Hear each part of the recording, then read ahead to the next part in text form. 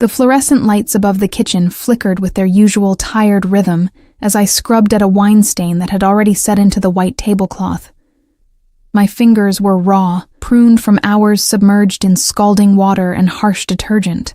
The smell of bleach mixed with leftover garlic and olive oil clung to my uniform, a black button-down that had seen better days, paired with slacks that were starting to fray at the hems. I was invisible here at Luciano's, just another face in the background. Someone who cleared plates and refilled water glasses while the wealthy patrons discussed business deals and extramarital affairs in hushed, wine-soaked voices. It was nearly midnight on a Thursday, and my feet throbbed inside my worn sneakers. I'd been on shift since 3 in the afternoon, covering for Maria, who'd called in sick for the 3rd time this week. Again. The tip jar felt lighter than usual in my apron pocket, barely enough to cover the electric bill that was already 2 weeks overdue. I pressed my palm against the small of my back, trying to work out the knot that had formed there, and glanced through the circular window that separated the kitchen from the main dining room. Only one table remained occupied. Table 7, the corner booth with the leather seats and the view of the city lights sprawling beyond the tinted windows. I'd been specifically told by Marco, our head waiter, not to approach that table. Someone else would handle it. Someone always handled the VIP sections, the tables where men in $1,000 suits sat with their backs to the wall and their eyes on every entrance and exit. But Marco had left 20 minutes ago. So had Giuseppe, our other experienced server. The chef had already begun shutting down the kitchen, the clanging of pots and pans echoing through the space, like a countdown to freedom.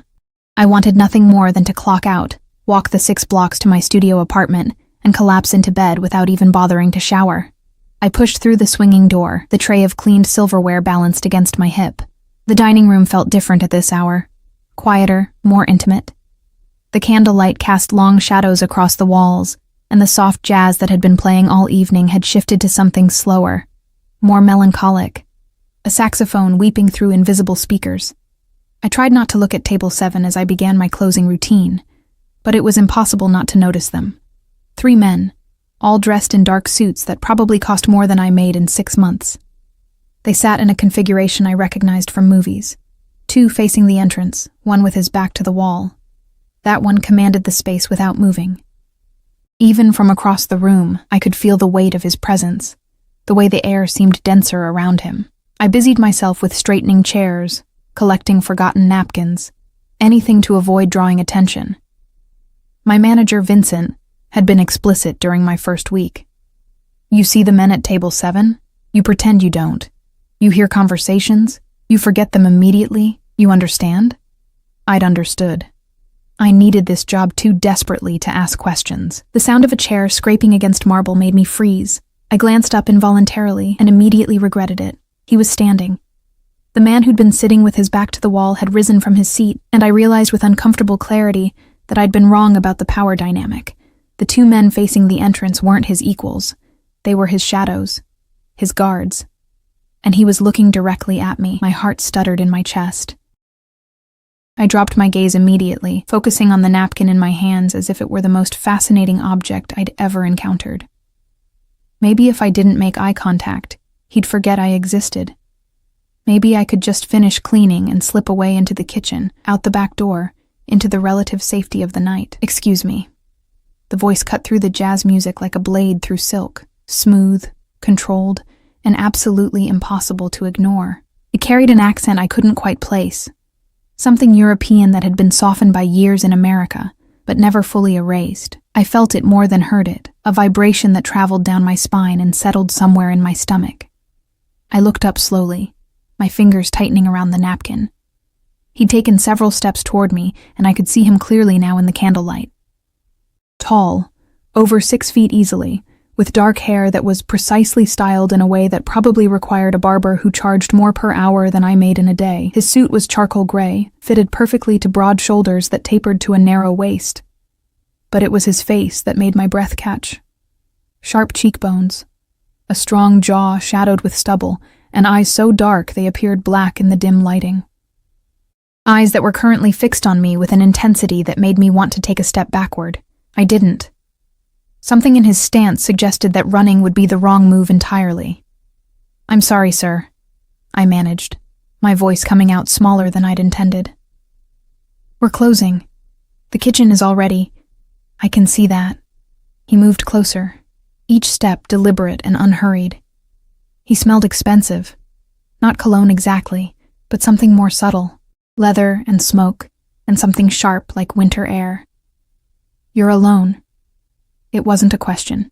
It was an observation, and somehow that made it worse. The other staff had to leave early, I said, which was partially true. I didn't mention that I'd volunteered to stay, desperate for the extra hour on my time card. But I can get the bill prepared for you right away if you— Where are the others? I blinked, confused. Sir? The other servers, the manager. Where did they go? He was close enough now that I had to tilt my head back slightly to maintain eye contact. Close enough that I could see a thin scar cutting through his left eyebrow, a small imperfection in an otherwise flawless exterior. They had other obligations, family things. The lie felt transparent on my tongue. I offered to close up. I don't mind staying late. Something flickered across his face. Amusement, maybe, or recognition of my obvious falsehood. His lips curved into the barest suggestion of a smile, and I noticed how the expression didn't quite reach his eyes. Those remained calculating, assessing me in a way that made me feel like I was being inventoried. What's your name? The question caught me off guard. Men like him didn't ask servers for their names. They snapped fingers and expected service to materialize. They left cash on tables without making eye contact. They certainly didn't stand in empty restaurants at midnight asking personal questions. Emma, I said quietly, then added unnecessarily, Emma Morelli. His eyebrow, the one with the scar, lifted slightly. Italian? My grandfather. I never met him. I don't know why I offered that information. Maybe because the silence between us felt too heavy, too loaded with something I didn't understand. He nodded slowly, his gaze never leaving my face. You work here often, Emma Morelli? 6 days a week, double shifts when I can get them. And you're here alone, at midnight, in this neighborhood. Again, not a question, an observation that carried within it a judgment I couldn't quite identify. I lifted my chin slightly, feeling a spark of defiance cut through my anxiety. I need the work, and I can take care of myself. The almost smile returned. Can you? Before I could formulate a response, one of his guards, the one with the crooked nose and the scar across his knuckles, appeared at his elbow. He leaned in and whispered something in rapid Italian, too low and too fast for me to catch more than a few words. I caught problema and nord, but that was all. The man. My mind had started calling him that. Simply the man, as if giving him any other title would make him too real, listened without taking his eyes off me. When his guard finished speaking, he nodded once. A sharp, dismissive gesture. I need to make a phone call, he said to me, as if I'd been part of the conversation. You'll wait. It wasn't a request. It was a statement of fact, delivered with the casual certainty of someone who expected obedience without question. I really should finish closing, I tried, even though we both knew I wasn't going anywhere. Something in the air between us had shifted. The restaurant, which had felt safe and familiar moments ago, now felt like a cage. Or maybe a stage. I wasn't sure which was worse. You'll wait, he repeated, softer this time, but somehow more absolute. Then he turned and walked back toward table 7, pulling a phone from his inner jacket pocket. His guards followed, creating a loose perimeter around him even in the empty restaurant. I stood there holding my napkin, my heart hammering against my ribs, trying to understand what had just happened. The smart thing would be to go straight to the kitchen, grab my coat, and leave through the back door. Lock it behind me and never look back. But I didn't move. I couldn't. It was as if his words had roots that had grown down through the marble floor and wrapped around my ankles. I busied myself with meaningless tasks, rearranging the salt and pepper shakers on nearby tables, straightening the chairs that were already straight. All the while, I was hyper-aware of him. He spoke into his phone in low tones, that mixture of Italian and English that seemed designed to be overheard and yet remain incomprehensible. His posture was relaxed, but there was something coiled about it, like a snake pretending to sleep. 10 minutes passed. 15. The chef poked his head out of the kitchen, gave me a questioning look. I waved him away, mouthing that I'd lock up. He hesitated. He knew whose table I was waiting on. I could see it in his eyes. But ultimately, he nodded and disappeared. A few minutes later, I heard the back door close. Now it was truly just us.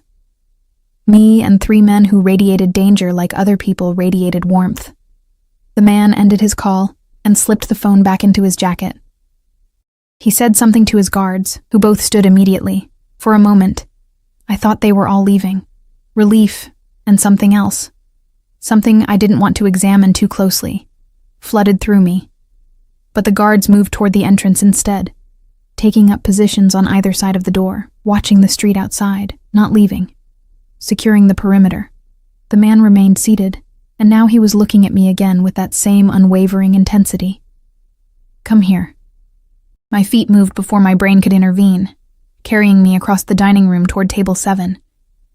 I stopped a respectful distance away, my hands twisted together in front of me. Sit. He gestured to the chair across from him. I should really... Emma. The way he said my name stopped me mid-sentence. It wasn't threatening exactly, but it was absolute.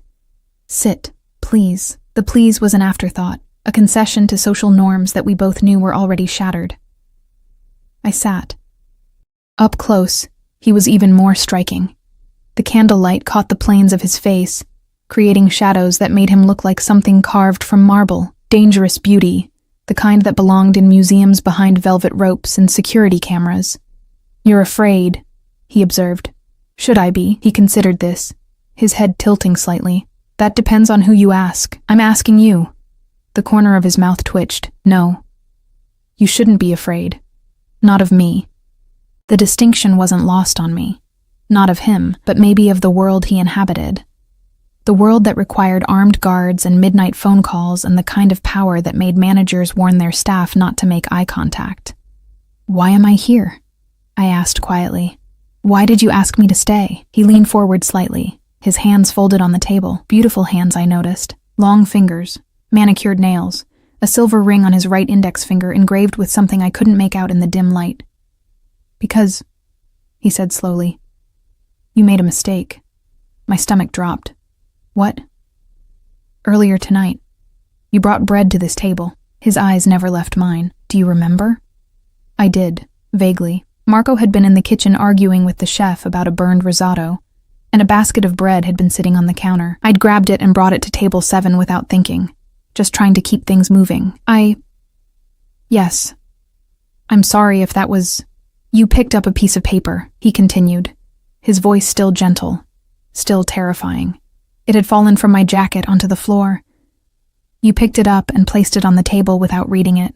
I did remember that now. A folded piece of paper, cream-colored, expensive-looking. I'd barely glanced at it before setting it beside his water glass. I didn't read it, I said quickly. I wouldn't... I know, he smiled then, and it transformed his entire face. For a brief, dizzying moment, he looked almost kind. That's the problem. I don't understand. My associates believe you saw what was written on that paper. They believe you might share that information, intentionally or otherwise. They believe you represent a security risk. The words hung in the air between us, heavy with implication. My mouth went dry, but I didn't see anything. I didn't read it. I swear. I believe you. He leaned back in his chair, still studying me with those unfathomable dark eyes, but my associates are less trusting. They've suggested several solutions to this problem. The temperature in the room seemed to drop. I understood now why the other staff had left, why I was alone, why the guards were positioned at the door. So what happens now? My voice was barely a whisper. He was quiet for a long moment, so long that I thought he might not answer. Then he stood, buttoning his jacket with precise, elegant movements. Now, he said. Dinner's not over. He held out his hand to me, palm up, an invitation and a command all at once. His guards straightened at the door, hands moving to their waists where I had no doubt they carried weapons. I stared at his outstretched hand, my heart thundering so loudly I was certain he could hear it. Every instinct screamed at me to run, to call for help, to do anything except take that hand. But as I looked up at his face, I saw something there that I hadn't expected. Not cruelty or malice, but something far more complicated, something that looked almost like regret. "Where are we going?" I asked. His fingers remained extended, waiting, patient, inevitable. "Somewhere safe," he said.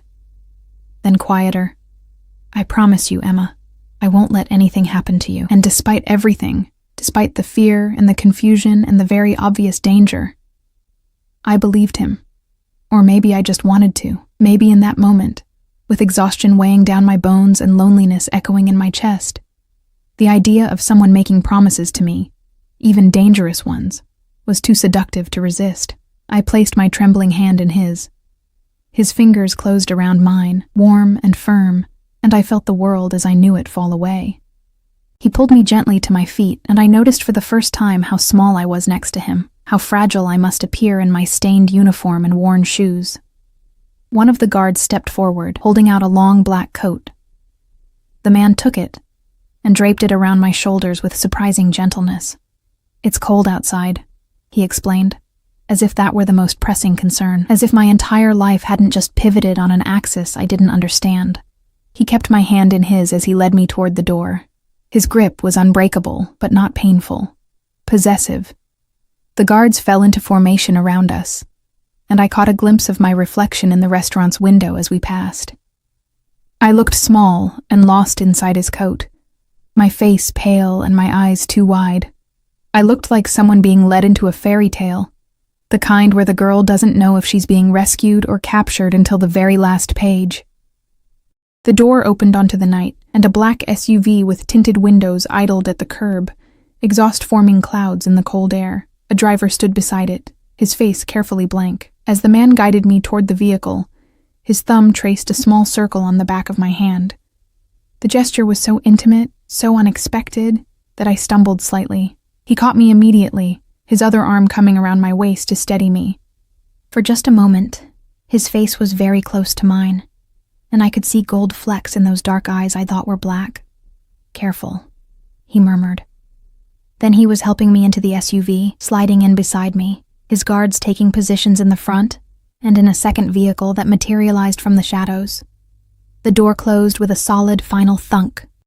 The last thing I saw before we pulled away from Luciano's was the restaurant sign flickering in the rearview mirror, growing smaller and smaller until it disappeared entirely into the New York night.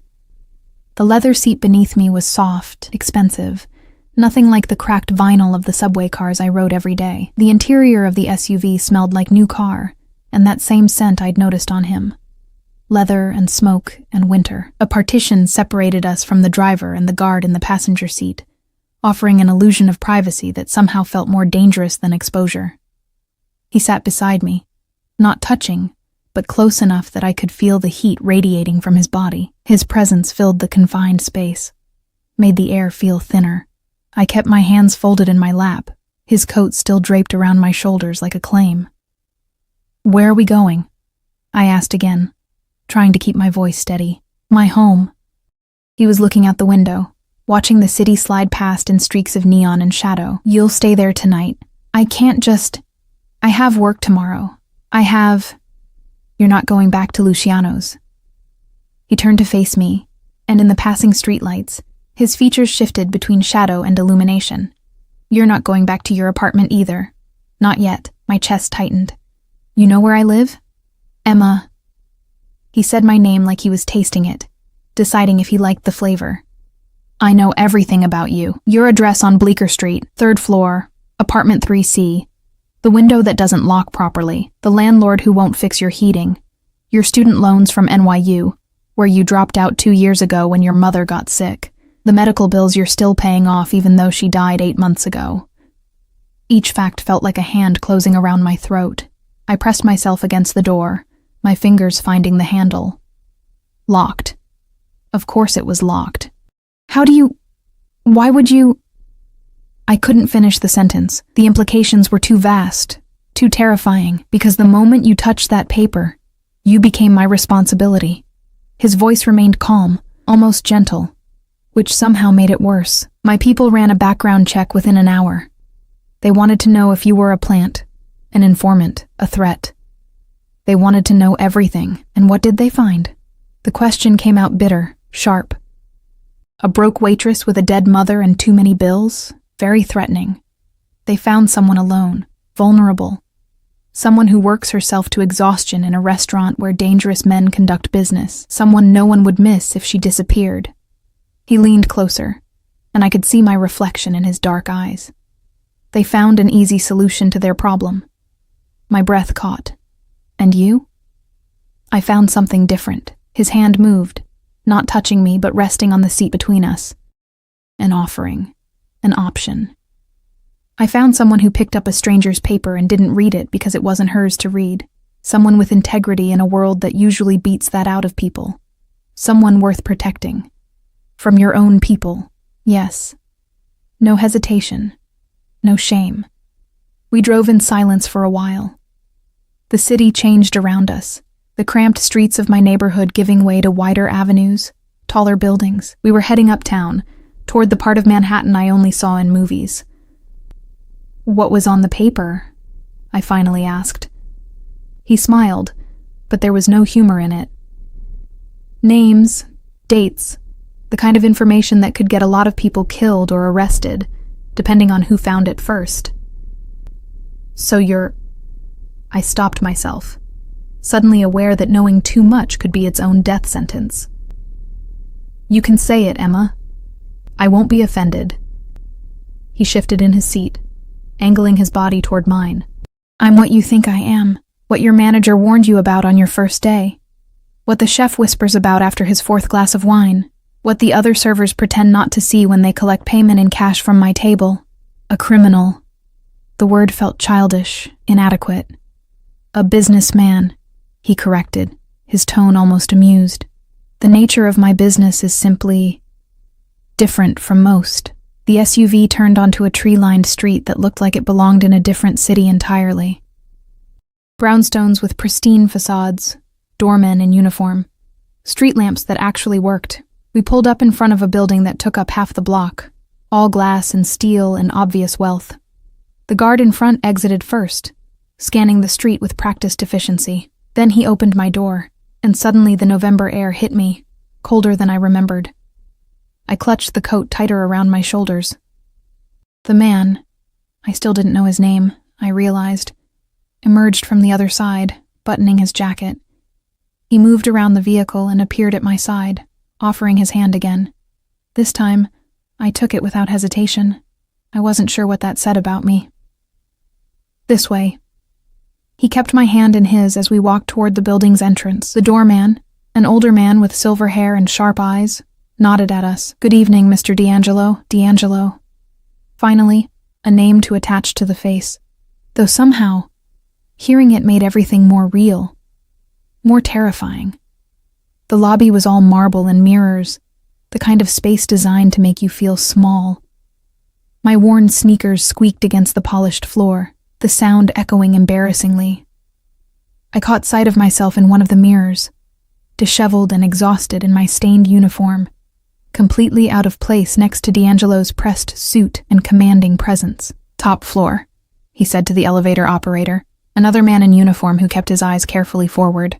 As we rose, I counted the floors. 20, 30, 40. The numbers kept climbing, and with them, my sense of unreality. This couldn't be happening. I couldn't be in a private elevator with a man whose name I'd learned from his doorman, heading to God knows where for God knows what purpose. The elevator opened directly into an apartment. No, a penthouse. The space was enormous, all floor-to-ceiling windows overlooking the city like a kingdom spread out below. The decor was minimalist, but clearly expensive. Dark leather furniture, original art on the walls, a bar made of black granite in one corner. Everything was clean, precise, controlled. Like him. You're safe here, he said, releasing my hand finally. He moved to the bar, pulling out a crystal decanter filled with amber liquid. No one can reach you. No one even knows you're here except my most trusted people. That's supposed to make me feel better? I wrapped my arms around myself, suddenly aware of how cold I was despite the coat. Being trapped in a stranger's penthouse, he poured 2 glasses, brought one to me. Drink. It'll help with the shock. I took it but didn't drink, just held the glass and felt its weight. I want to go home. Your apartment isn't safe. My associates know where you live. Some of them," he paused, choosing his words carefully. "Some of them don't share my perspective on the situation. They see loose ends, problems to be solved." "And you see what exactly?" I finally met his gaze, anger cutting through my fear. "A damsel in distress? A charity case? Someone to play hero for?" His expression darkened. "I see someone who was in the wrong place at the wrong time and doesn't deserve to die for it." The bluntness of the statement stole my breath. Die. He'd said it so casually, like discussing the weather. "This is insane." I set the glass down on the nearest surface, my hand shaking. "I should call the police. I should—" "And tell them what?" He moved closer, not threatening but intense. "That you witnessed nothing? Saw nothing? That you're being held against your will by a man who's offering you protection? The police can't help you, Emma. They can't protect you from the kind of people who want you silent, but you can." "Yes." Simple. Absolute. Terrifying in its certainty. I sank onto the leather couch, suddenly exhausted beyond measure. The adrenaline that had been keeping me upright drained away, leaving me hollow. How long? How long what? How long do I have to stay here? How long until it's safe for me to go back to my life? He was quiet for a long moment, his jaw working like he was chewing on words he didn't want to say. I don't know. Days? Weeks? However long it takes to convince my associates that you're not a threat, that you're... He paused, something flickering across his face, that you're mine to deal with. The possessive pronoun hung in the air between us. Mine. I have a life, I said quietly. Bills to pay. A job I can't afford to lose. I can't just disappear. Your bills will be handled. Your job, he shrugged. Consider it handled as well. I don't want your money. It's not about what you want. He sat down across from me, elbows on his knees, hands clasped. For the first time, he looked almost tired. It's about keeping you alive.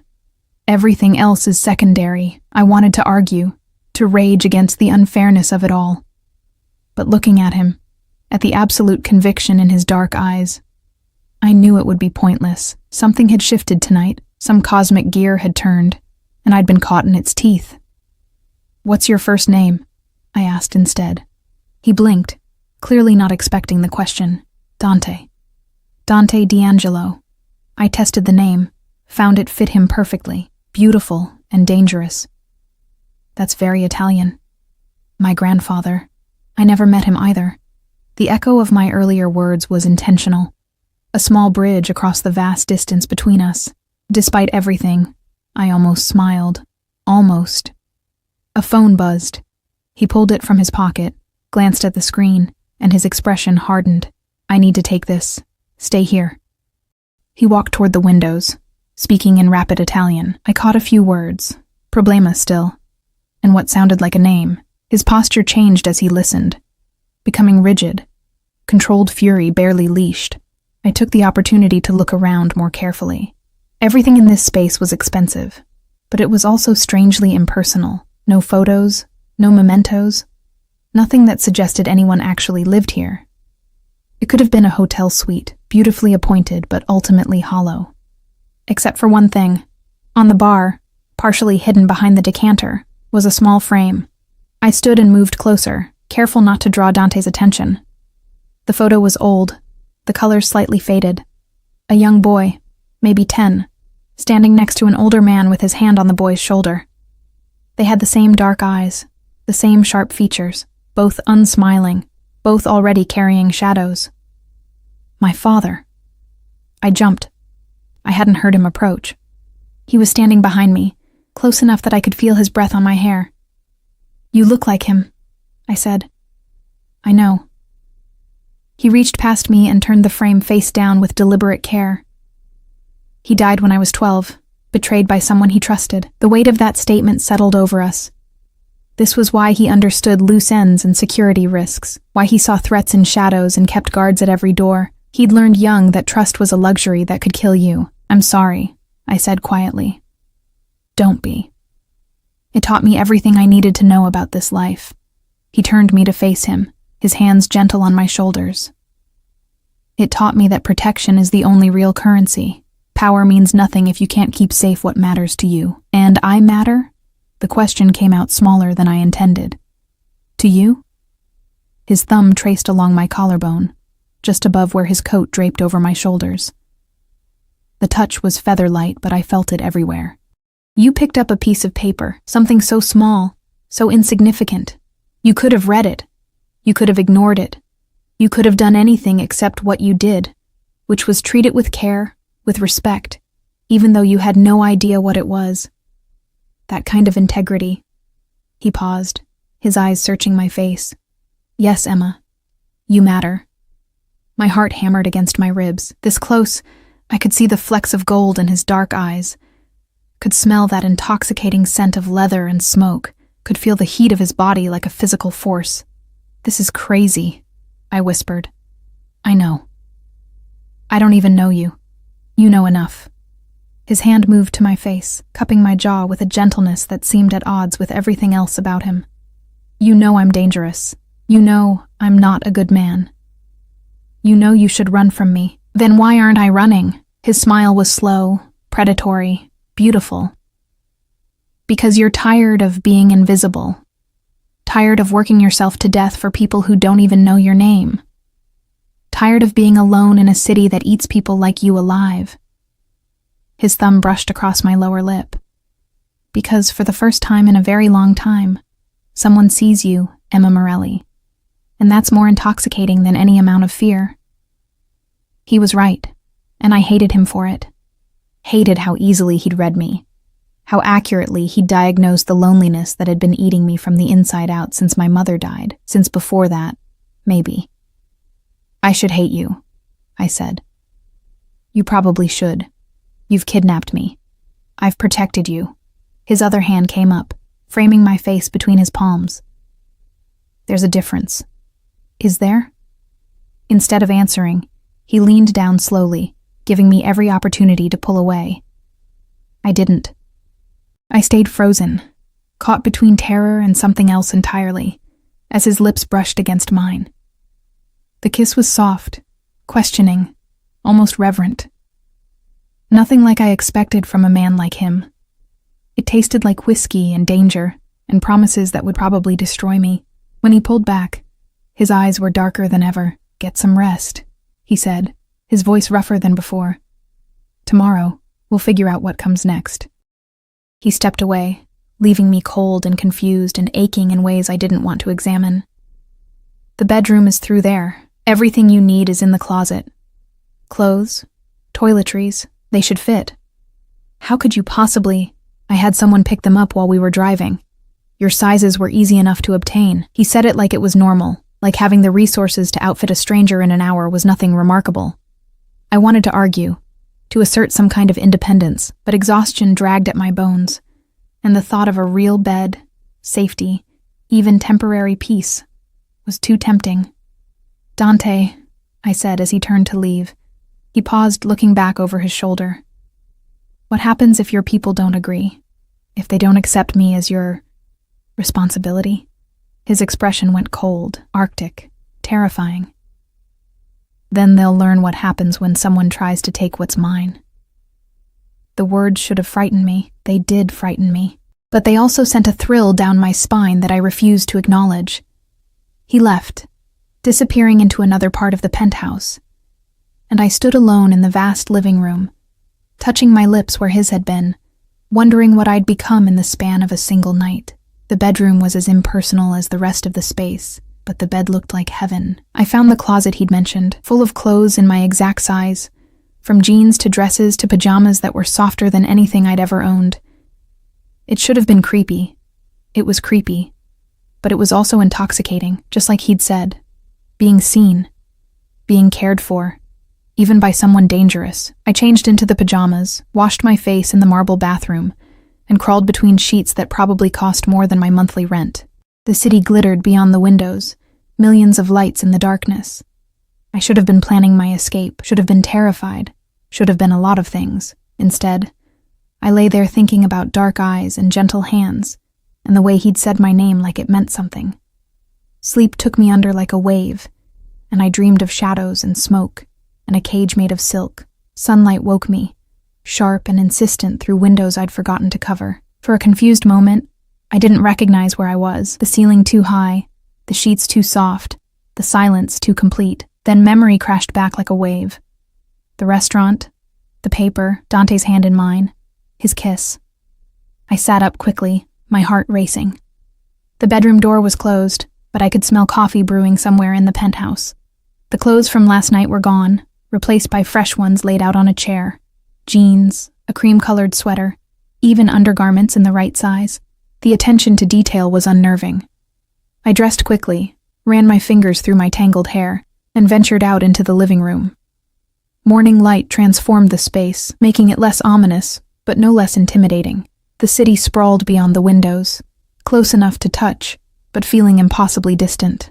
Dante stood at the kitchen island, perfectly dressed in dark slacks and a white shirt, with the sleeves rolled to his elbows. He looked up as I entered, his expression unreadable. "Coffee?" He gestured to a second cup already poured. "Thank you." I took it, grateful for something to do with my hands. The coffee was perfect, the exact amount of cream I preferred. Of course he knew that too. "Did you sleep well?" "Better than I should have, probably." I leaned against the counter, maintaining distance between us. In the daylight, everything felt more real, more dangerous. What happens now? Now, we establish some ground rules. He set down his own cup with careful precision. "You don't leave this building without me or my guards. You don't contact anyone from your old life. Friends, co-workers, no one. You don't go near windows without the curtains drawn after dark, and you don't ask questions about my business." Each rule felt like a bar sliding into place. "So I'm a prisoner. You're protected." His jaw tightened. "There's a difference. You keep saying that. I'm not sure I believe it anymore." Before he could respond, his phone rang. He glanced at the screen and his expression darkened. "I need to take this. Stay here." He walked toward his office, the door closing with a definitive click. I stood alone in the gleaming kitchen, coffee growing cold in my hands, and wondered how my life had become so unrecognizable in less than 12 hours. The penthouse felt different in his absence. Larger, emptier, more like the cage I'd accused it of being. I wandered through the space, looking for something, anything, that would tell me who Dante D'Angelo really was beneath the expensive suits and careful control. I found it in his office. The door hadn't latched properly. Through the gap, I could hear his voice, still speaking Italian, but with an edge of barely controlled fury. My limited understanding caught fragments. Traditore, traitor, and sangue, blood. I shouldn't have looked. Every instinct screamed at me to walk away, to maintain the plausible deniability that might keep me alive. But my hand was already pushing the door open slightly, my eyes adjusting to the darker room beyond. Dante stood with his back to me, one hand braced against a massive wooden desk, the other gripping his phone so tightly I could see the white of his knuckles from across the room. Behind him, covering the wall, was something that stole my breath. A map, enormous, detailed, covered in pins and photographs and lines connecting names I recognized from newspapers, criminal empires charted like constellations, and at the center, a photograph of a man with Dante's eyes and a smile that looked like it could cut glass. "Capisci?" Dante's voice cracked like a whip. "He took what was mine. Now I take everything from him." I must have made a sound, a gasp, a shift of weight, because he turned sharply. For a heartbeat, his face was utterly foreign, cold, merciless, capable of terrible things. Then he saw me, and something shifted. "I'll call you back." He ended the call, setting the phone down with exaggerated care. "Emma, I'm sorry. I didn't mean to. The door was open, and The excuses died on my tongue as he crossed the room toward me. "What did you hear?" "Nothing. I mean, I don't speak Italian, and I wasn't... Emma." He was close enough now that I had to tilt my head back to meet his eyes. "What did you hear?" "Something about a traitor, about taking something back." I forced myself not to look away. "Who is he? The man in the photo?" Dante's jaw worked. For a long moment, I thought he wouldn't answer. Then, "Marco Vitale. He worked for my father, then for me. 3 weeks ago, he stole from me and ran." Now he's working with my enemies. What did he steal? Something valuable. His hand came up, tucking a strand of hair behind my ear with unexpected gentleness. You're asking dangerous questions. You already said I can't ask about your business. No, I said you shouldn't. His thumb traced along my jawline. There's a difference. You like those. Differences that don't actually exist. His smile was sharp. They exist. You just don't want to see them yet.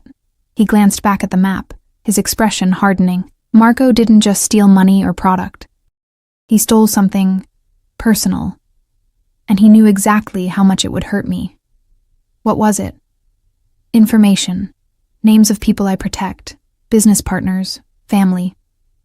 His eyes met mine again, and I saw something raw there beneath the ice. He's selling it piece by piece to my competitors. Every name he gives them is another person in danger. Another weakness exposed. Understanding dawned cold and terrible. The paper I picked up, that was about him. Yes. Meeting locations, contacts, patterns. We're close to finding him. His hand dropped from my face. Which is why my people are nervous about loose ends. About anyone who might have seen something, known something, even accidentally. But I know.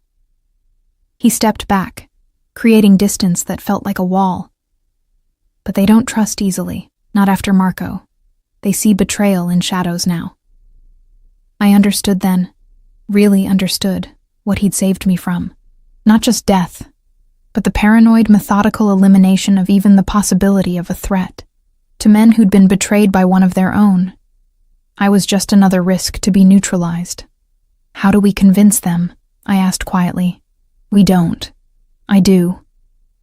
He moved back to his desk, pulling something from a drawer, a phone, sleek and new. This is yours now. My number is the only one programmed in. You need anything, you call me. Day or night. I took the phone, feeling its weight. This feels like a leash. It's a lifeline. His voice was hard. Use it or don't, but don't say I didn't give you options. The next hours passed in strange domesticity. Dante made phone calls in his office while I explored the penthouse like a ghost haunting someone else's life. I found a library filled with books in 3 languages, a gym with equipment I didn't recognize, a second bedroom that appeared completely unused. Lunch arrived via private elevator, food from a restaurant I couldn't afford in a lifetime. Delivered by a man who kept his eyes carefully averted, Dante ate methodically, checking his phone between bites, his mind clearly elsewhere. I have to go out tonight, he said finally, setting down his fork. Business that can't wait. And me? You stay here. My head of security will be posted outside. You'll be safe. Safe and alone.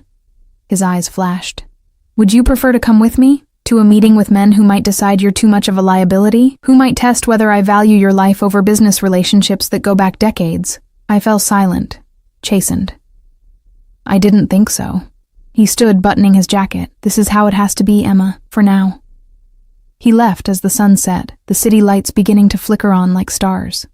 I stood at the window, watching his SUV pull away, flanked by 2 others, a convoy. An army for one man.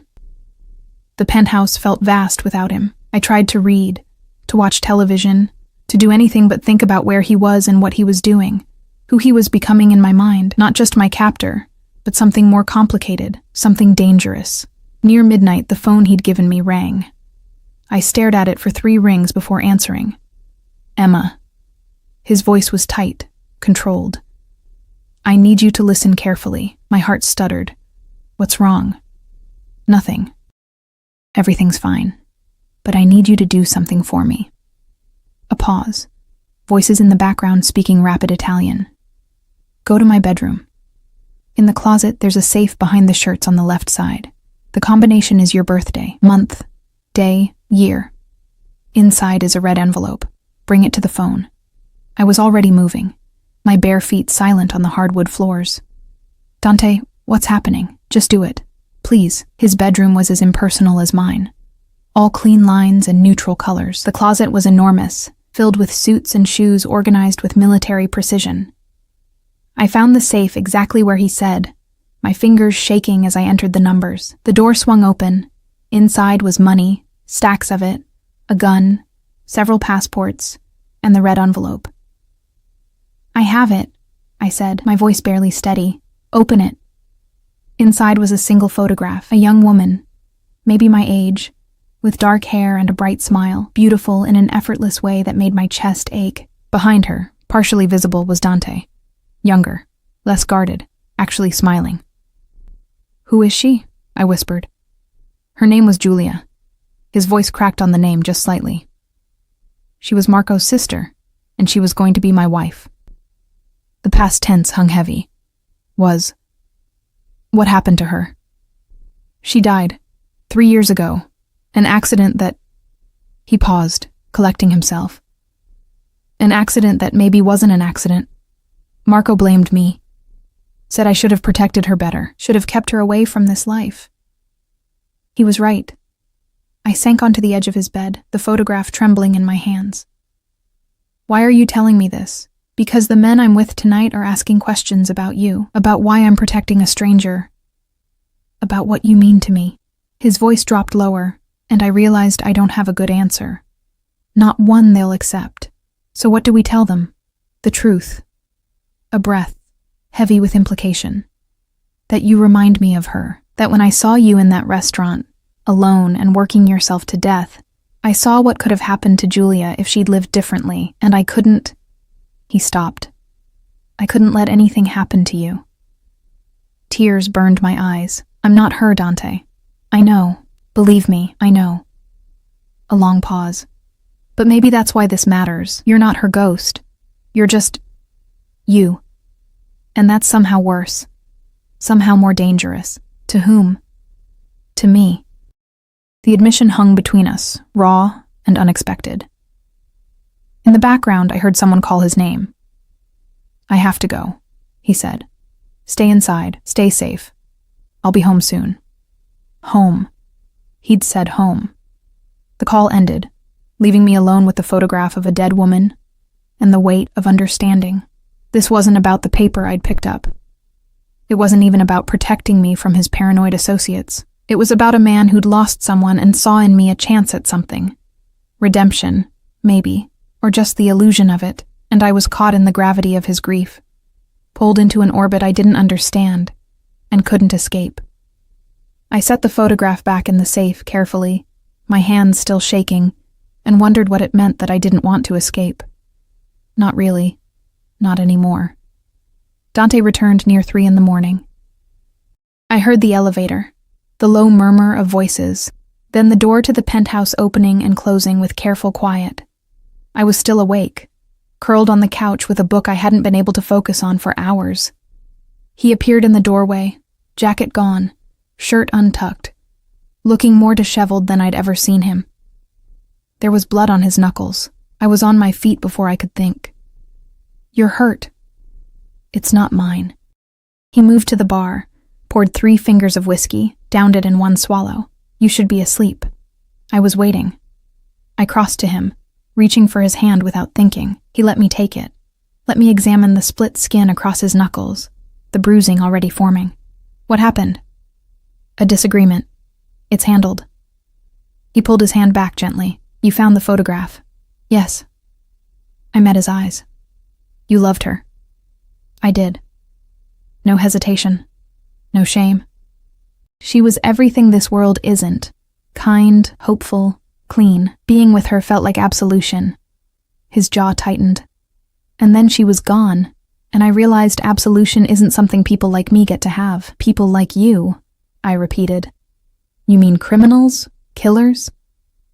"I mean people who make choices that destroy the things they love." He poured another drink but didn't consume it, just stared into the amber liquid like it held answers. I brought her into my world thinking I could keep her separate from it, that my money and power could build walls high enough. I was wrong. It wasn't your fault she died. His laugh was bitter. "You don't know that. You don't know anything about how she died."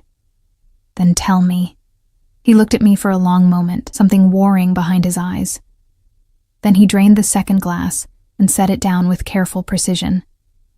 She was driving home from a charity event, something she'd organized to help children in the city. She was good like that, always trying to fix things, save people.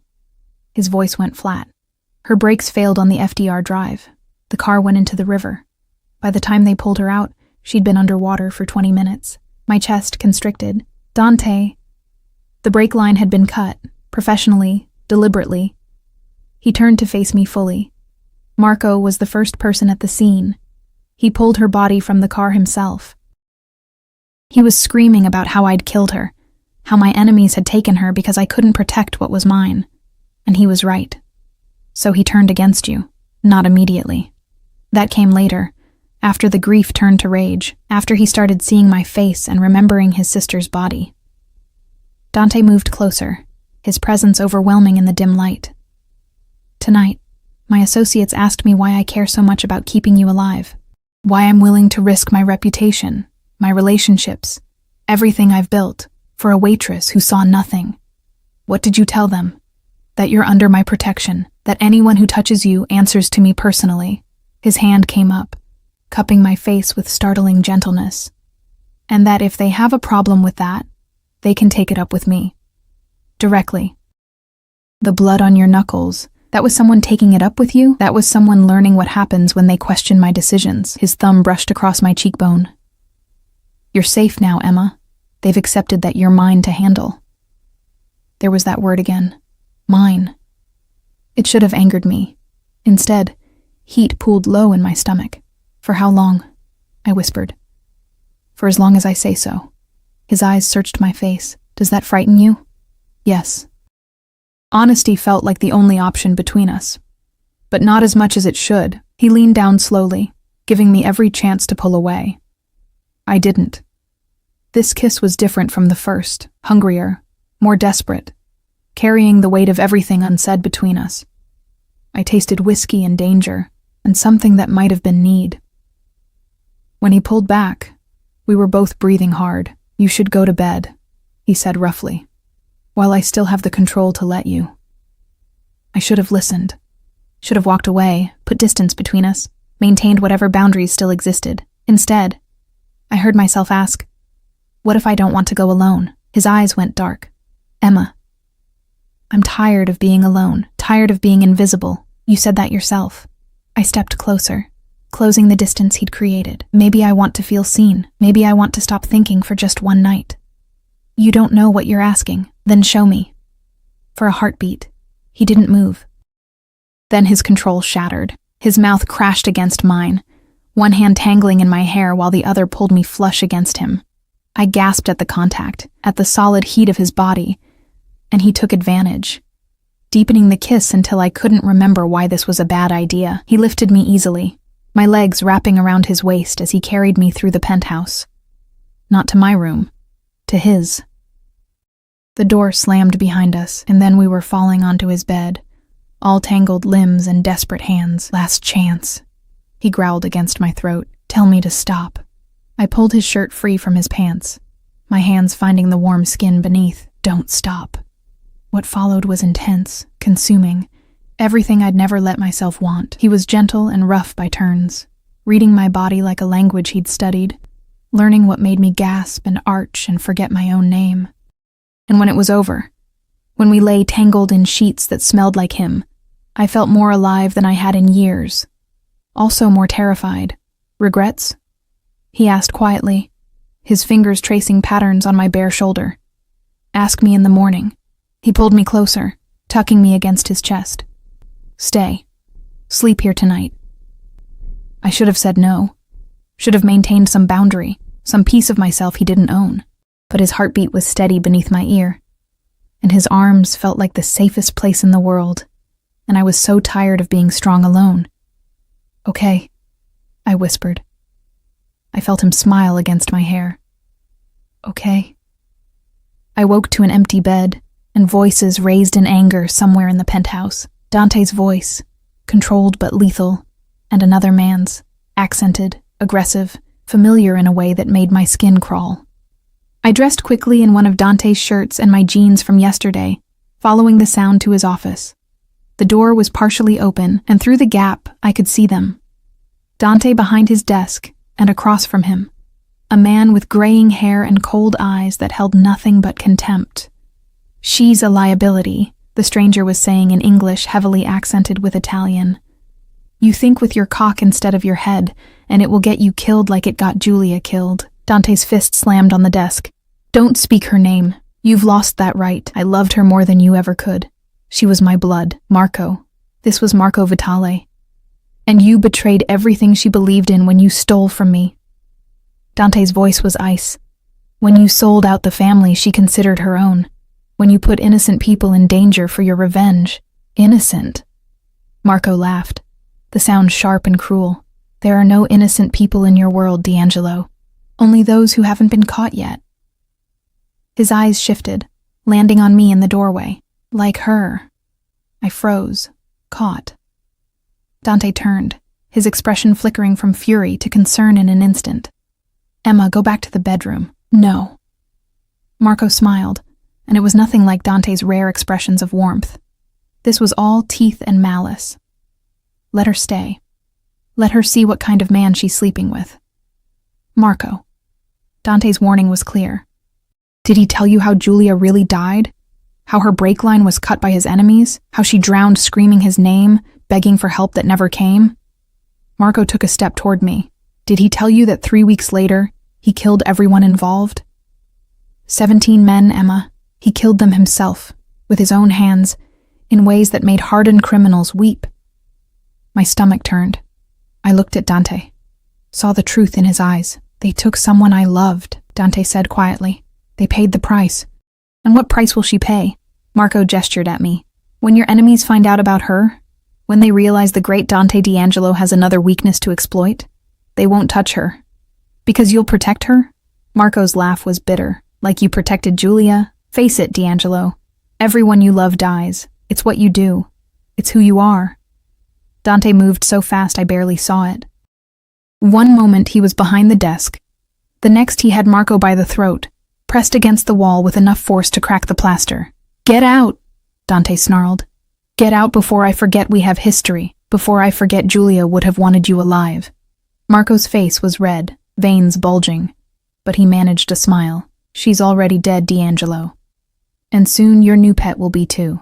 It's only a matter of time. Dante released him with a shove. Marco straightened his jacket, shot me one last contemptuous look, and walked out. The elevator doors closed on his cold smile. Silence filled the penthouse like smoke. Is it true? I asked quietly. About the 17 men? Dante didn't turn around. Yes. And what he said about me being in danger? Also true. He finally faced me, and I saw exhaustion in every line of his body. This is what I am, Emma. What I do. I kill people who threaten what's mine. I destroy anyone who tries to take from me. And everyone I've ever cared about has suffered for it. So what does that make me? He crossed to me, framing my face between his hands. It makes you the biggest mistake I've ever made. And the one thing I'm not willing to give up. Even if it gets me killed, it won't. The absoluteness in his voice should have comforted me. Instead, it terrified me. I won't let it. You couldn't stop them from killing Julia. Pain flashed across his face. I know, but I've learned since then. I'm stronger now, more careful, more ruthless. His forehead pressed against mine. I won't lose you the way I lost her. I can't. Standing there in his arms, I understood with perfect clarity what I'd become. Not a prisoner, not protected. Something far more dangerous. Cherished by a man who destroyed everything he loved, trying to keep it safe. And the most terrifying part was that I didn't want to leave. The days that followed Marco's visit blurred together in a strange domesticity threaded with constant danger. Dante's guards tripled. Every entrance to the building was monitored. I wasn't allowed near windows after dark, and even during the day, curtains remained partially drawn. The penthouse became a gilded cage, beautiful and suffocating in equal measure, but it was also becoming something else. Home. Dante worked from his office most days, his door open so he could see me moving through the space. We ate meals together, breakfast at the island, dinner at the table overlooking the city. He taught me phrases in Italian, laughed when I butchered the pronunciation. I learned he took his coffee black, that he had a weakness for old films, that he played piano when he couldn't sleep. At night, I slept in his bed, wrapped in his arms, and tried not to think about what that meant. Tried not to examine too closely why I felt safer with a killer than I ever had alone. 2 weeks after Marco's confrontation, Dante came home early. I was reading in the library, curled into the leather chair by the window, when I heard the elevator. Something in the sound of his footsteps made me look up. He appeared in the doorway, and I saw it immediately. The tension in his shoulders, the darkness in his eyes. Something had happened. What's wrong? I set down my book, standing. We found him. Marco. Dante's voice was carefully controlled. He's been hiding in a warehouse in Red Hook. My people have it surrounded. My heart stuttered. What are you going to do? What I should have done weeks ago. He moved to me, his hands gentle on my shoulders despite the violence humming beneath his skin. I'm going to end this. Tonight. You're going to kill him. Yes. No hesitation. No apology. I should have been horrified. Should have begged him not to. Should have seen this as the final confirmation of what he truly was. Instead, I found myself asking, will you be safe? His expression softened. You're worried about me. Of course I am. He's dangerous. He knows you, knows how you think. Emma. He pulled me close, his forehead resting against mine. I've been doing this since I was 17.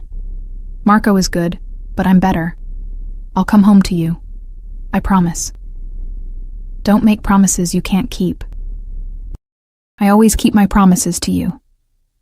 He kissed me, slow and deep, like he was memorizing the taste. When he pulled back, his eyes were intense. When this is over, things will change. You'll be able to leave the penthouse, go places, live something closer to a normal life. Would you want that? The question hung between us, loaded with implications I wasn't ready to examine.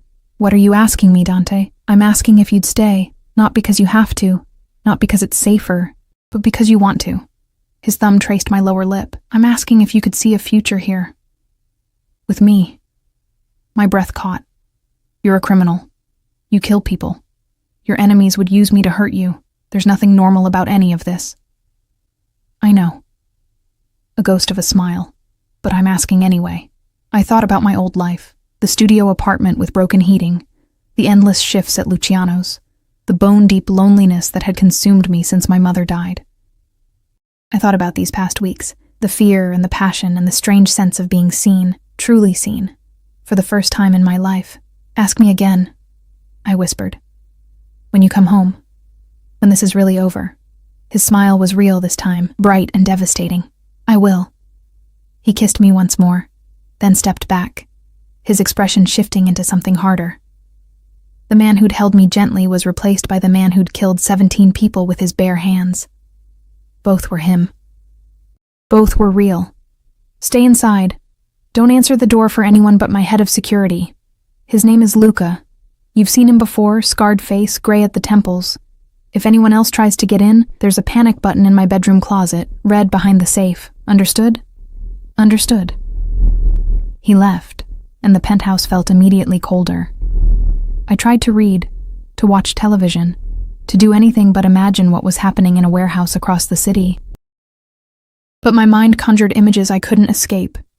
Dante injured, bleeding, dying while I sat in luxury and safety. Hours crawled past. Midnight came and went. I paced the living room, my phone clutched in my hand, willing it to ring. At 2 a.m, I heard something that made my blood freeze. Not the elevator. The emergency stairwell door opening. I ran to Dante's bedroom, my heart hammering.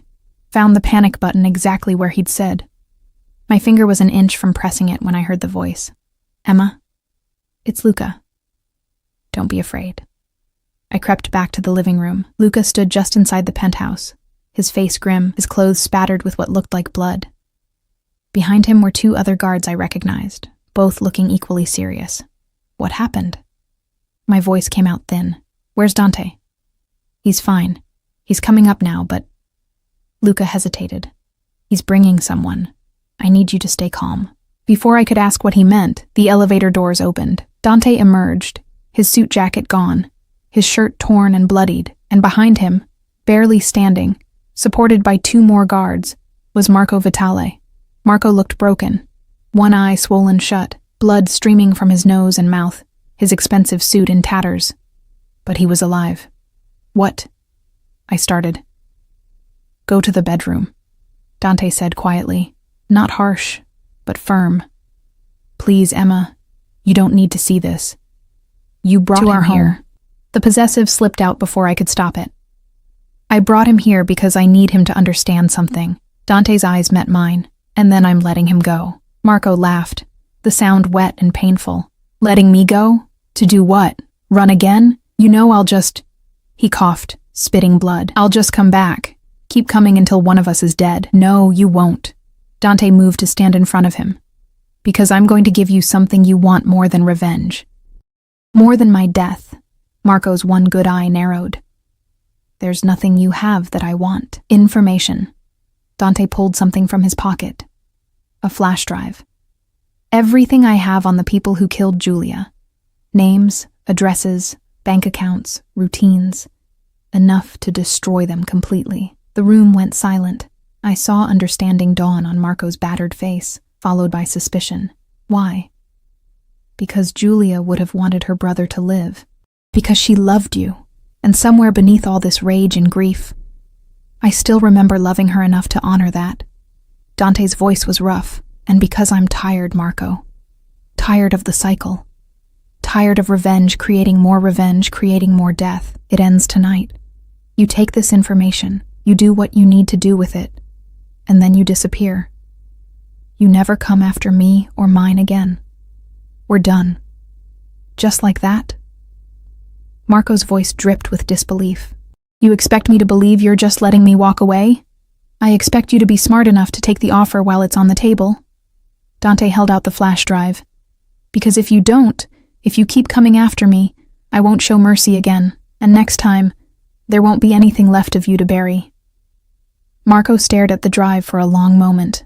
Then, slowly, he reached out and took it. "She really did love you, you know, even at the end. Even when..." His voice broke. "She was screaming for you when she died." Dante's jaw worked. "I know. I live with that every day." "Good." Marco straightened as much as his injuries would allow. "Then we're even." He turned to leave, the guards parting to let him pass. At the elevator, he paused, looking back at me for the first time. "Take care of him. God knows someone needs to." Then he was gone. The elevator descending, taking with it weeks of tension and fear and the specter of violence that had hung over everything. Dante stood motionless in the center of the room, blood on his clothes, exhaustion carved into every line of his body. Luca and the other guards quietly excused themselves, disappearing back down the emergency stairs. Finally, we were alone.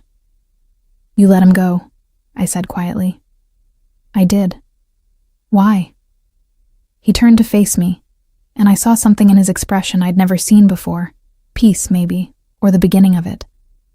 "Because you were right. I can't keep destroying everything I touch. Can't keep letting the past consume the future." He moved to me, his hands finding mine. "And because I want a future, Emma. With you, a real one. Not built on revenge and death and old ghosts." Tears burned my eyes. "I don't know how to do this. How to be with someone like you. How to reconcile what you are with what I feel. Neither do I." He pulled me close, and I went willingly, pressing my face against his bloodied shirt, breathing in the scent of him. Leather and smoke, and something entirely his own. "But I want to try. If you'll let me." I pulled back enough to look up at him. "No more secrets. No more keeping me in the dark about your business, about the dangers. If I'm going to stay, I need to know what I'm staying for. Done. And I get to leave this penthouse, go outside, live something resembling a normal life. With security. Always with security." I considered this, nodded, acceptable. "Anything else?" "Yes." I reached up, framing his face between my hands. "Ask me now. Ask me what you wanted to ask before you left." His eyes searched mine. "Emma Morelli, will you stay? Not because you're afraid. Not because you have nowhere else to go, but because you want this. Want me. Broken and dangerous and completely wrong for you. I thought about the girl I'd been 2 weeks ago. Exhausted, invisible, working herself to death in a restaurant where no one knew her name. I thought about the woman I'd become in Dante's arms. Seen, valued, cherished, despite every reason that should make this impossible. Yes, I whispered. I'll stay. His kiss was reverent, desperate, full of promises neither of us knew if we could keep. But we would try. God help us, we would try. Later, after he'd showered and changed, after we'd talked through the night about everything and nothing, we lay tangled together in his bed, watching the sun rise over the city. The same city where I'd been invisible just weeks before. The same city that now felt full of possibility. What happens now? I asked, my head on his chest, his heartbeat steady beneath my ear. Now? His fingers traced patterns on my shoulder. Now we figure out how to build something real. You go back to school if you want, pursue your degree. I introduce you to my legitimate business contacts. Yes, I have some. We see if we can make this work outside of crisis and fear. And if we can't, then at least we tried. At least we chose something other than loneliness and survival. He tilted my face up to his. But I think we can, Emma. I think we might surprise ourselves. I smiled, feeling it all the way to my bones. I think we might too. Outside the windows, the city woke to another day. Millions of people starting over, trying again, finding their own versions of redemption in the spaces between darkness and light. And in a penthouse high above it all, a criminal and a waitress who'd picked up a piece of paper she shouldn't have touched began the complicated work of building a life that shouldn't exist, but somehow, impossibly, did. Months later, I would look back on this moment and marvel at my naivety, at the simplicity of thinking love and good intentions could erase the realities of Dante's world. There would be hard days ahead, threats from rivals, close calls that left us shaken, moral compromises that tested everything I believed about myself. But there would also be joy, laughter over breakfast, quiet evenings reading while he worked. The fierce pride in his eyes when I walked across the stage to receive my degree. The way he held me after nightmares, his presence solid and safe even when the world felt uncertain. We built something real from the ashes of who we'd been, not perfect. Never that. But ours. And when people asked me, and they did, always with barely concealed judgment, why I stayed with a man like Dante D'Angelo, I had my answer ready. Because he saw me when I was invisible. Because he protected me when he could have eliminated me. Because he chose a different path when it would have been easier to stay on the old one. Because sometimes, the most dangerous thing you can do is let someone love you completely. Violence, and gentleness, and all. And I had chosen danger. I had chosen him. The dinner that started all of this had never really ended. It had simply transformed into something neither of us expected, a life built between the darkness and the light, terrifying and beautiful in equal measure. And I wouldn't have changed a single moment